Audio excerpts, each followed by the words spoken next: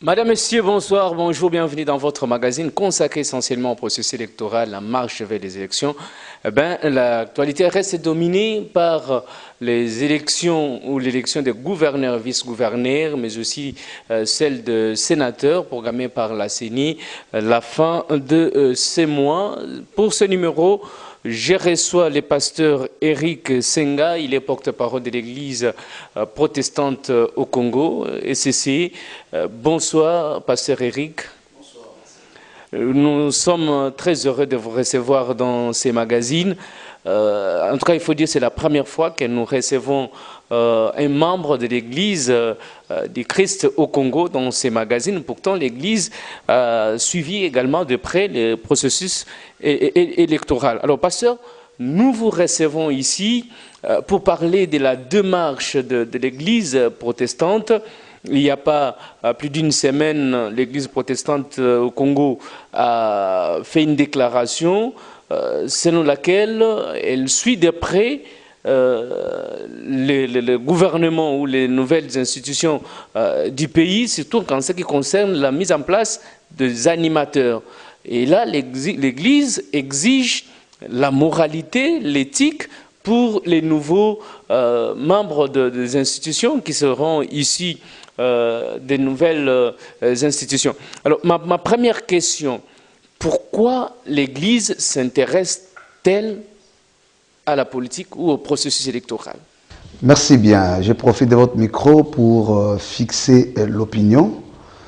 L'Église a deux missions majeures. La première, elle rentre dans le cadre de la mission prophétique qui consiste en réalité à dire la vérité, à dénoncer les mal et troisièmement, à proposer des voies idoines de sortie des crises. Ça, c'est la première dimension de l'action de l'Église comme une institution ecclésiastique. Mais l'Église, au-delà d'être une institution ecclésiastique, elle est aussi une institution sociale. C'est là où nous trouvons son rôle social dans la dimension du cadre qu'on appelle société civile. Donc, si déjà nous comprenons ces bases, ces postulats de base, cela va nous permettre de bien évoluer dans la réflexion. Alors, de ce point de vue, l'Église a un cahier des charges. Comme vous l'avez dit, nous avons été très actifs lors de notre mission d'observation électorale. L'Église tient à l'effectivité de l'état de droit. Et donc ça, c'est vraiment l'objectif premier que l'Église met en exergue. Et pour qu'on arrive à l'effectivité de l'état de droit, il faut remplir certaines conditionnalités, à savoir, il faudrait lutter en faveur de la bonne gouvernance. Donc, il faut dire ici, dans notre cahier de charges, l'Église place la lutte en faveur de la bonne gouvernance en premier plan. C'est dans ces cadres-là, finalement, que nous sommes en train de conscientiser les acteurs politiques, mais aussi la population, à pouvoir proposer un autre mode ou type de gestion de l'État.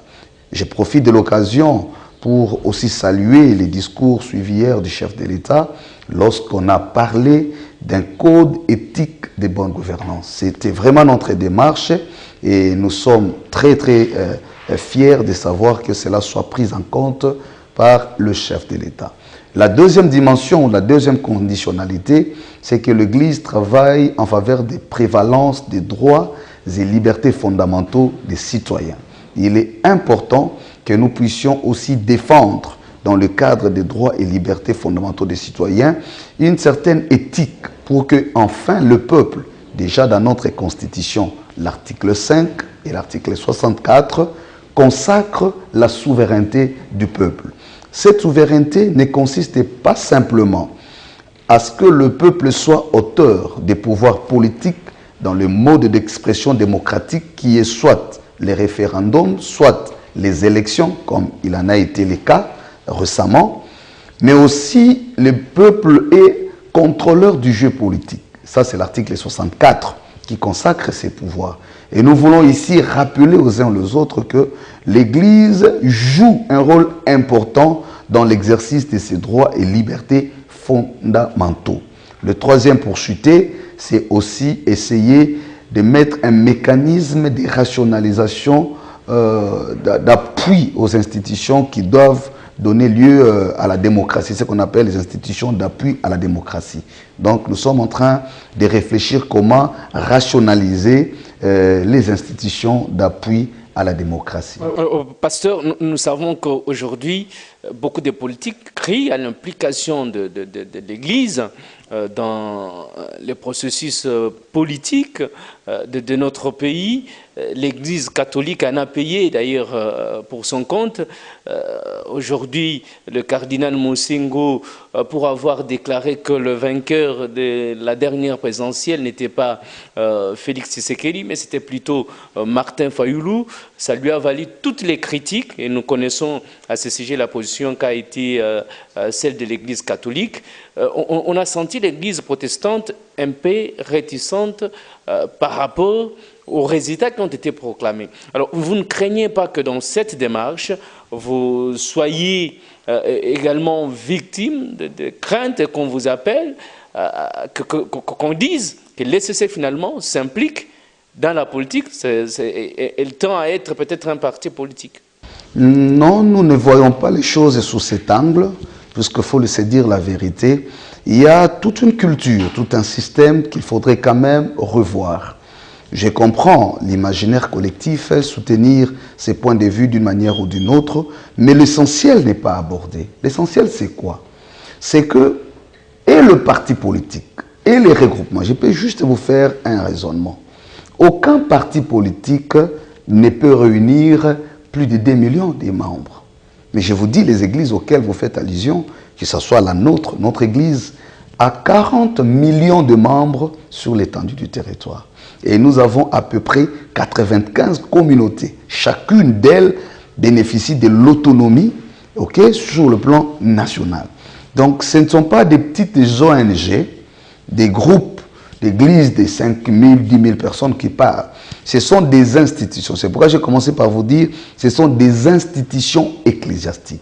C'est là où je rejoins toujours un penseur, John Rawls, qui pour lui, il pense, la véritable construction de la société, du point de vue politique, devrait commencer par ce qu'il appelle les structures de base de la société. Et lorsqu'il parle des structures de base, il considère toutes les institutions principales d'une société. Dans quelle mesure elles peuvent collaborer et se répartir les droits et obligations en vue d'équilibrer les jeux dans la construction d'un État. Et ça, c'est très important. Donc, on ne peut pas exclure les églises qui, du reste, avec un ancrage social très important, que ce soit l'église catholique, que ce soit l'église protestante, parce qu'au-delà de l'action politique, n'oubliez pas que nous sommes ancrés dans des actions ou des œuvres sociales. Il y a des universités, il y a des écoles, il y a des hôpitaux. Donc il y a toutes, si on peut prendre le pourcentage des intellectuels congolais sur 100%, je puis dire sans peur d'être contredit, 60 à 70% ont été formés par ces églises. Si ce n'est pas chez les catholiques, c'est chez les protestants.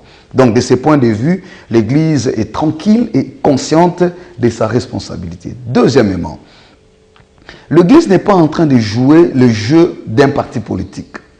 Nous ne sommes pas en train de jouer en faveur des uns ou contre les autres. Non. L'Église a une logique. L'Église est dans une démarche beaucoup plus objective qui vise l'intérêt supérieur de la nation. Les critiques, écoutez, même le Seigneur Jésus en a eu. L'Église ne peut pas reculer parce qu'il y a des critiques. Tout compte fait, on ne peut pas avoir l'univocité dans une société. Déjà que le Congo lui-même est un pays à paradigme pluriel. C'est tout à fait normal que chacun ait une opinion qui va dans un sens ou dans un autre. C'est cela aussi la beauté de la démocratie. C'est qu'on ne peut pas avoir une seule opinion sur un seul point de vue. Voyez-vous? Pasteur, c'est vrai, c'est ça la beauté de la démocratie. Mais voyons par exemple la démarche. L'Église a reconnu, il a réussi le candidat malheureux de la présidentielle, Martin Fayoulou, pour ne pas le citer. Alors, à quoi l'Église s'attend dans cette démarche-là? Parce que nous savons que Martin Fayoulou est en train de réclamer aujourd'hui la vérité des urnes. Et il a même proposé deux schémas de sortie des crises. Pour lui, soit on organise les élections, la présidentielle dans 6 à 8 mois à venir, où carrément on les rétablit par le recomptage des voix. Nous savons déjà qu'il y a un chef de l'État qui a été investi par la Cour constitutionnelle et qui est déjà en fonction. Comment comptez-vous concilier les deux positions? Merci beaucoup mon frère. C'est une question qui m'intéresse au point du fait que nous avons enregistré plusieurs interprétations. L'Église du Christ au Congo est dans une démarche, comme vous l'avez dit en sommaire, avant même la tenue des élections. Depuis début 2018, le président de l'Église du Christ au Congo, dans toutes ses communications, n'a cessé d'en appeler au consensus. D'après nos analyses, et ce qui a été vérifié par d'autres partenaires, ce processus est parti sur un fond de conflits et de méfiance. N'oublions pas que nous sommes dans un processus qui devrait en principe se tenir en 2016. Il y a eu ce qu'il y a eu, des difficultés, la commission électorale, bref, nous sommes partis. Et pour l'Église du Christ au Congo, nous estimions depuis son temps que, déjà en son temps, disais-je, qu'il était important pour des acteurs politiques ainsi que le pouvoir organisateur des élections de pouvoir se convenir, se mettre d'accord ou alors trouver un consensus sur des questions que nous estimions fâcheuses.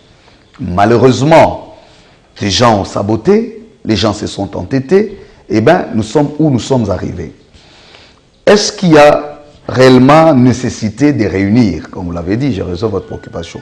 Nous estimons oui.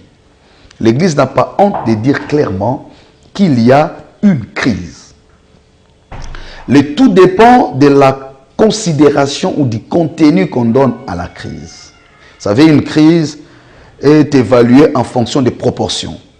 Il peut y avoir une crise latente, crise sévère, crise violente, et à un moment la crise. La définition simple de la crise, c'est quoi? C'est un antagonisme entre deux réalités dans un système. Si nous considérons le système politique de notre pays, pouvons-nous dire qu'il y a pas forcément univocité, comme je dis, mais entente, cohésion, rencontre, communion. On peut être différent de nos points de vue. Il y a un pouvoir qui est en place, il y a une opposition, mais une opposition ne signifie pas la destruction.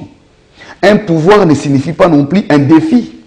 À la fois, il faut éviter de diriger par défi, en fermant l'oreille à tous les cris qui montent, et de l'autre côté, il ne faudrait pas avoir une opposition des rancunes, une opposition des règlements des comptes, une opposition qui pourrait être susceptible de mettre le pays à feu et à sang. Et quand l'Église prend ces deux réalités pour les rapprocher, elle se dit ceci. Voyons l'architecture, je veux qu'on aille vraiment calmement.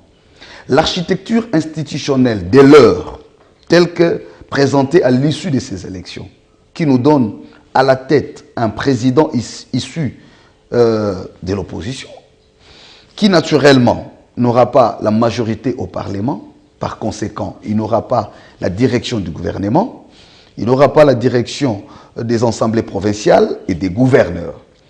Nous sommes dans un système, dans un régime politique semi-présidentiel. Ce qui fait qu'il y a des décisions qui rentrent dans la trilogie du pouvoir, c'est-à-dire le président, le Parlement, les gouvernements. Alors, la première hypothèse est celle-ci. Déjà hier, nous avons suivi les premiers signaux, les 100 jours du président. Nous savons, vous et nous, c'est comment ça résonne dans la société. L'Église ne doit pas attendre que la crise prenne des proportions inquiétantes. Parce que quand on parle de la crise, j'entends parfois les gens dire « Mais pourquoi l'Église veut créer des crises artificielles ?» Il n'y a pas de crise, il y a déjà un président élu, et puis le reste, c'est lui qui... Il ne faut pas ramener la crise à la dimension des individus. Ce n'est ni M. Fayoulou, moins encore le président Tshisekedi, qui seraient les objets de la crise. La crise est systémique. Ça touche au niveau du système politique et institutionnel du pays. Et du coup, l'Église pense, il faut qu'il y ait d'abord, la première démarche à faire, c'est que même s'il faut qu'il y ait une opposition, ce qui est normal dans un état de droit, les rapprochements ne signifient pas la collaboration. M. Fayoulou n'est pas obligé de travailler dans le gouvernement du président Félix, ou la Mouka. Mais nous disons, même s'il y aura une opposition, mais que cela soit une opposition républicaine. voyez-vous, une opposition qui va agir au sein des institutions.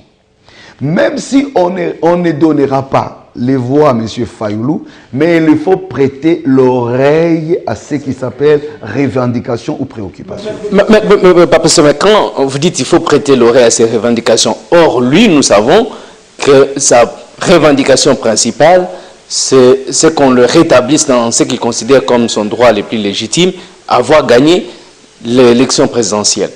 Alors, si vous dites qu'il faut considérer sa préoccupation, c'est supposer qu'à un moment, il faut s'attendre à un scénario où il ne faut pas léser, comme vous l'avez dit, d'un côté Martin Fayoulou et les siens, et de l'autre côté Félix Tshisekedi, qui est le vainqueur ou le bénéficiaire de cette présidentielle. Je pense, comme je le disais tout de suite là, nous ne devons pas ramener la situation entre les deux individus. Déjà, quand nous parlons de Fayoulou, il ne faut pas seulement voir Fayoulou, il faut voir tous ceux qui sont derrière lui. Il y a d'un côté une frange de la population qui adhère à sa démarche. Ce n'est pas simplement l'individu Fayoulou. Il y a toute une population qui adhère. Deuxièmement, quand nous parlons du président Félix, c'est déjà des institutions mises en place.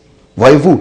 Mais la question serait de savoir, est-ce que cette prétendue crise, je prends les termes ainsi, serait-elle limitée à deux personnalités? Je dis non. Il faut prendre en compte les FCC qui est là. Il faut prendre en compte la population. Il faut prendre en compte la communauté internationale. Donc, il faut regarder les choses de manière globale. Et dans cette vision globale des choses, nous pensons, d'abord comme pasteur, je vous informe, peut-être je vous rappelle ce que vous savez, et Fayoulou et Tshisekedi sont tous protestants. D'abord, comme Église, nous avons la responsabilité d'une démarche pastorale pour que les deux fils de la maison, les deux frères, lésés pour une raison ou une autre, notre souci, ce n'est pas de dire qui a raison, qui a tort. Ce n'est pas ça la démarche. La démarche pastorale de l'Église vise la réconciliation. Vous lirez dans la Bible que depuis Genèse chapitre 27 jusqu'au chapitre 32, l'histoire d'Ésaü et Jacob, vous en connaissez bien. L'un réclame la bénédiction, l'autre prie, et puis la finalité. Ce que nous aimons, c'est la beauté, c'est la finalité. Au final, Ésaü et Jacob se sont embrassés. Même ce que Ésaü prétendait réclamer à Jacob. Et ce que Jacob voulait donner en rançon à Ésaü pour réparer la faute, les choses se sont passées au-delà de cette réalité. Ésaü a dit à son frère, tu es mon frère, où je suis parti, le Seigneur m'a aussi béni. Et donc je n'ai pas besoin de cela. Jacob qui s'attendait à un règlement de compte, il voit plutôt un Ésaü qui l'embrasse. Voilà la force de la réconciliation dans une société. Nous ne voulons pas avoir une société en tension. Vous savez, le grand problème, et j'aimerais vraiment le souligner dans notre société, c'est qu'il y a eu beaucoup de crises mal résolues. Nous sommes sur un cycle de crises qu'on n'arrive toujours pas à clôturer. Aujourd'hui, quand vous entendez nos frères, le compatriote des caches, ils ne veulent même pas entendre parler de ça. Ce qui est normal. Mais il ne faut pas avoir la mémoire courte. Je nous rappelle ce qui s'est passé en 2016. Je nous rappelle ce qui s'est passé en 1997. Je nous rappelle ce qui s'est passé en 1992, la conférence nationale. Nous devons arriver à maximiser les expériences de notre histoire. Nous sommes sur un cycle qui a commencé depuis 1960 jusqu'à aujourd'hui, qui n'a jamais été clôturé. Il faut résoudre. Pourquoi? Parce qu'en fait, la question du pouvoir au Congo, pourquoi il y a eu la Constitution? C'est pour régler les problèmes de la légitimité des pouvoirs et de leurs institutions. C'est ça l'enjeu majeur. Nous voulons ainsi arriver. C'est vrai, on peut tout dire. Il n'y a pas d'élection, il n'y a pas d'élection parfaite. D'accord. Mais nous aimerions ne serait-ce qu'on arrive à l'issue des élections, les perdants viennent féliciter les gagnants. Si nous avons aujourd'hui obtenu une passation pacifique, c'est déjà une avancée, un pas. Mais est-ce que c'est tout? Nous disons non. Donc, bref, pour ne pas m'étaler dans beaucoup de considérations, nous pensons que la question de la légitimité, je ne remets pas la légitimité du pouvoir actuel en cause, ce n'est pas ça la démarche de l'Église, mais l'Église estime que la légitimité est une question qui touche pas seulement à la dimension juridique, mais à la dimension sociologique. Il est important. Vous savez, nous sommes africains. Un président, c'est comme un père. Voyez-vous? C'est-à-dire, un père, quand il vient, même quand il ne te donne pas à manger, même quand tu ne l'as pas voté, il faut qu'il y ait ce sentiment d'adhésion. le lien de reconnaissance. Même si je ne l'ai pas voté, je dois être en mesure de dire, ben, ce n'est pas lui mon candidat, mais c'est lui notre père. Alors nous pensons qu'il y a lieu de toucher à cette dimension sociologique pour réparer. Vous savez, il faut aller à l'intérieur du pays, il faut circuler. Il y a des frustrations. Des frustrations, pas seulement parce que Fayoulou s'opposerait à Tshisekedi, mais des frustrations aussi liées aux attentes. Vous avez assisté à la scène d'hier, et je vais clôturer par là. Nous allons y arriver, nous allons y arriver. Nous parlons maintenant de l'élection de gouverneurs et de sénateurs. L'Église a appris, tout comme toutes les couches de la population, qu'il y a certains candidats sénateurs qui accusent les députés provinciaux déjà soit de tentatives de corruption et qu'on sort. Comment l'Église, qui suit de près, comment l'Église réagit-elle quand elle apprend que les députés provinciaux beaucoup se seraient fait coupables de corruption? On n'attend même pas voir. Je vous rappelle, le 19 février dernier, dernier, l'Église a donné de sa voix. A donné la voix, elle est montée au créneau pour dénoncer les actes de corruption à grande échelle. Et cela rentre, comme je l'ai dit, dans notre perspective de la lutte pour la bonne gouvernance. Après cette déclaration, l'Église venait de donner une autre déclaration, le 28, où l'Église insiste sur le fait que nous ne voulons pas avoir des primaturables ou alors les ministrables trempés dans des situations de corruption, dans des situations d'antivaleur avérées. Donc c'est pour vous dire, ce n'est même plus au niveau d'un constat, c'est déjà un engagement. Nous sommes dans cet engagement très déterminé de la part de l'Église. Nous ne voulons pas de ministres qui se seraient fait coupables Il y a ce qu'on appelle la présomption d'innocence. Nous savons que le FCC a gagné la majorité, entre guillemets, parlementaire.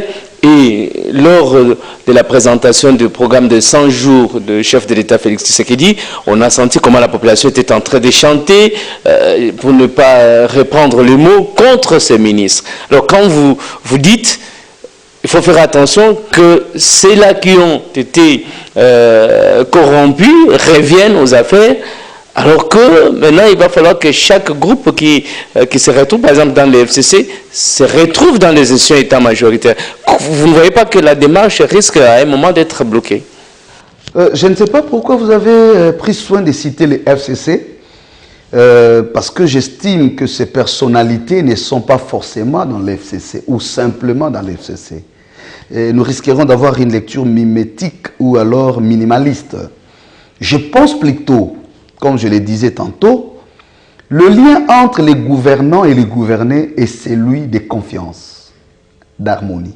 Hassan dit dans son ouvrage, le peuple n'obéit pas aux lois, mais le peuple obéit à ceux qui donnent les lois.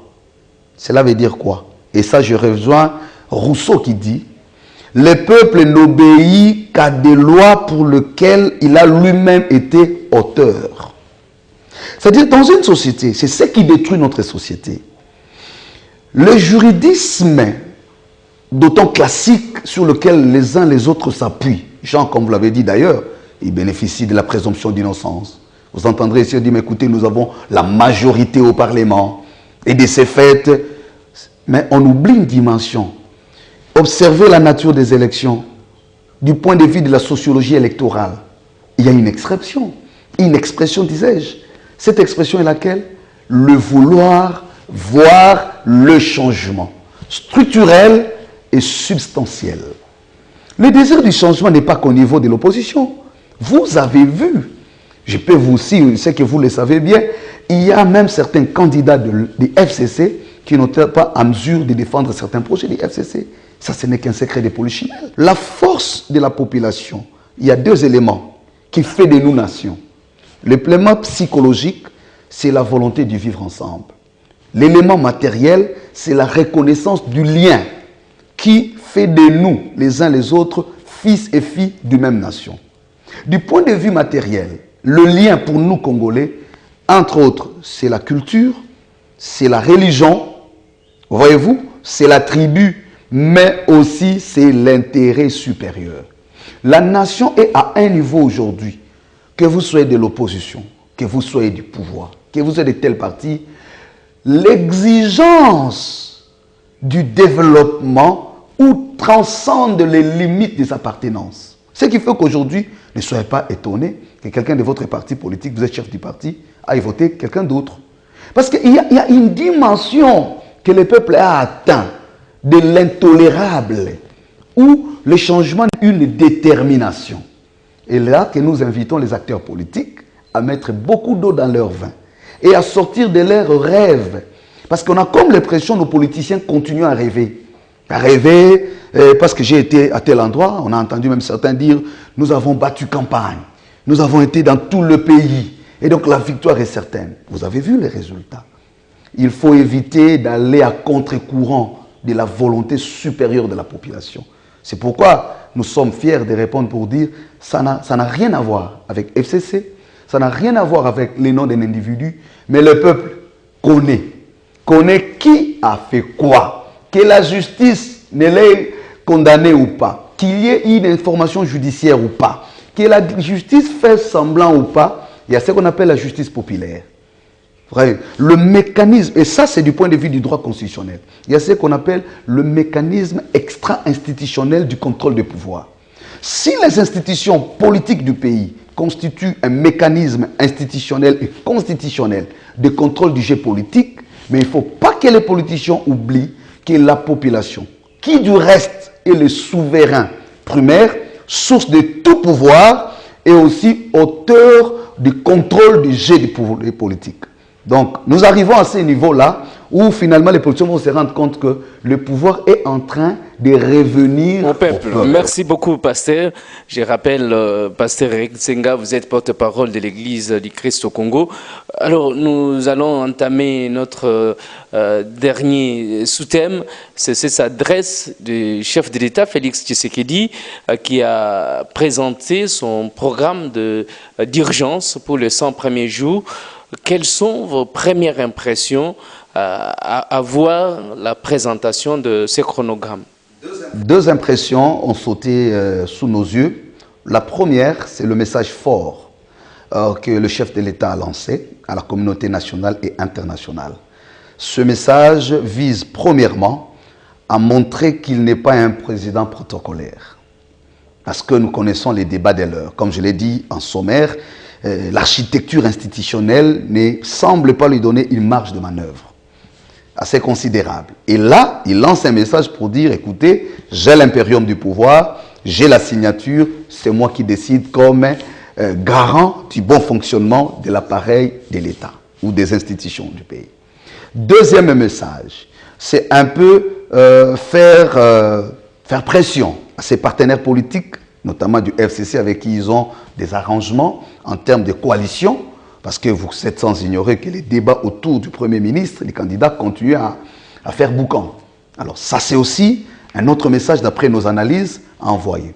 Troisième message, c'est aussi envoyer un message de confiance aux partenaires, aux nouveaux partenaires qu'il aimerait se faire, notamment la communauté nationale et internationale, qui pour les uns les autres, qui hésitaient ou qui hésiteraient encore de constater que ben voilà, l'homme est en train de prendre une ligne qui met tout le monde d'accord. Le paradoxe à cette première analyse, c'est le contexte. Premièrement, nous avons eu aussi l'impression, déjà, qu'il a lancé, il a touché vraiment aux attentes profondes. Quand il parle de la bonne gouvernance, quand il parle de la décrispation, quand il révèle les bilans, en fait, l'état des lieux, des routes après autant d'années de construction, quand on dit que c'est à peu près 6%, je le tiens de lui-même, c'est quand même inquiétant. Et qu'il annonce, nous avons vu qu'il a dépeint un tableau qui touche à des structures prioritaires de la société. Et ça, c'est très positif. Mais en revanche, nous craignons que ça soit aussi des promesses à caractère générique. Alors, c'est là qu'il doit aussi être souple. ce n'est pas sa bonne foi qui est mise en cause, ni sa volonté politique. En tout cas, jusqu'à aujourd'hui, l'Église continue à dire que sa volonté politique est bien au top.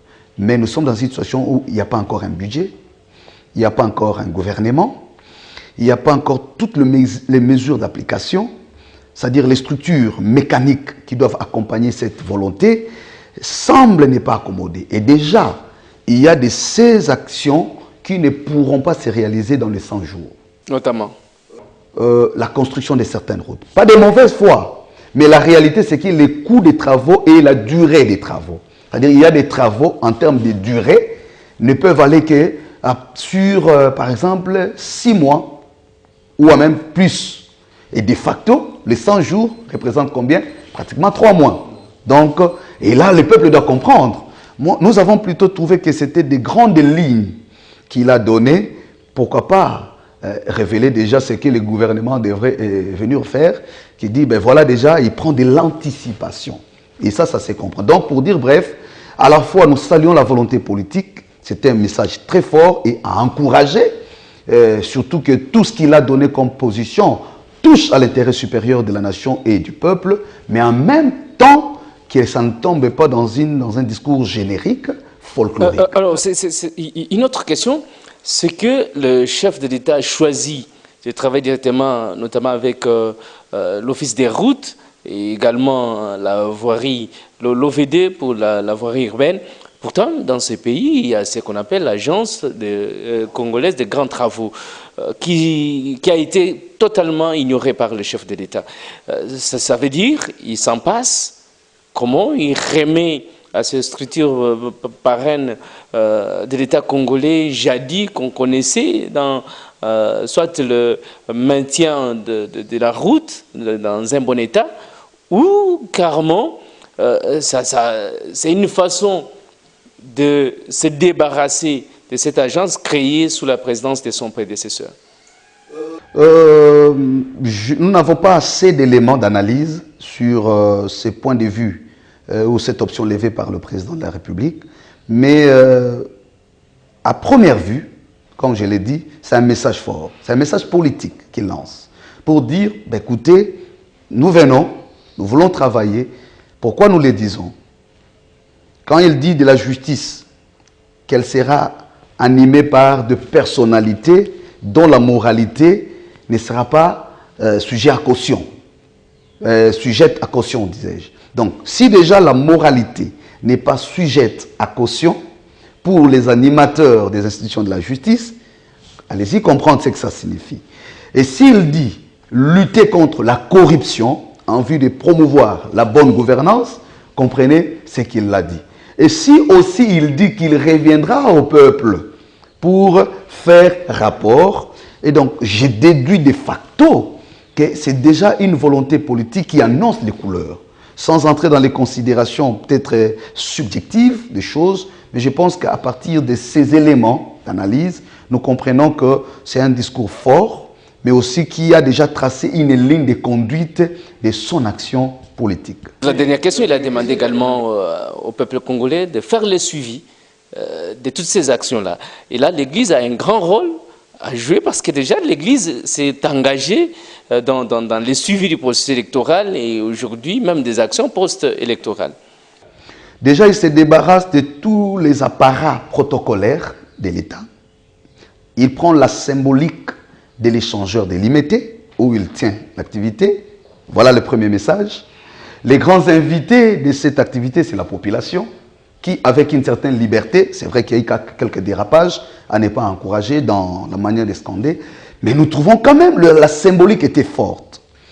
Deuxièmement, je rejoins votre préoccupation, oui, c'est là où l'Église dit finalement être contente et satisfaite. Parce que je vous annonce que dans les semaines qui suivent, l'Église est en train de réunir tous les acteurs de la société civile. L'Église est en train d'aller dans le sens de requalifier la mission et le rôle de la société civile. Comment est-ce que la société civile, comme une institution sociale, peut accompagner les institutions étatiques du pays dans l'effectivité du programme de développement? Et là, c'est pour vous dire que l'Église est vraiment dans cette démarche, non seulement la société civile, mais d'autres confessions religieuses. Nous voulons aujourd'hui que les confessions religieuses, incluses dans la société civile, jouent le rôle des contrepoids. À la fois, comment accompagner les acteurs politiques dans les entrechocs politiques que nous connaissons de notre pays. Et pour ne pas être prophète, on va dire qu'il faut observer dans quelques temps comment les choses vont se passer. Comment nous voulons toujours faire les médiums, la médiation avec la possibilité d'alléger un peu la machine pour avancer les choses. Mais de l'autre côté, comment encadrer cette population? Il faut une dose de civisme. Vous savez, la population n'a pas d'état d'âme. La population n'a pas des raisons supérieures. C'est-à-dire, c'est des émotions qui disent. Il faut qu'il y ait un mécanisme d'accompagnement pour dire à la population, ici les dirigeants veulent faire ceci, mais de quelle manière nous pouvons les accompagner. Au lieu de casser, au lieu de brûler, nous pouvons plutôt faire ceci et cela. Merci beaucoup, Pasteur Rexinga. Je rappelle, vous êtes porte-parole de l'Église du Christ au Congo. Vous nous recevez dans votre bureau, ici à la paroisse protestante Lista Ndolo. Merci d'avoir accepté notre invitation. C'est à moi de vous remercier pour le déplacement vers chez nous. Madame, Monsieur, merci à vous également de nous avoir été dans ce magazine. Je vous retrouve très prochainement. Merci à Joe Manana, merci à Mike Mkutu, merci également à Noéla Kambaja. Bonne suite des programmes sur votre chaîne Congo Web Télévision. Et à la prochaine.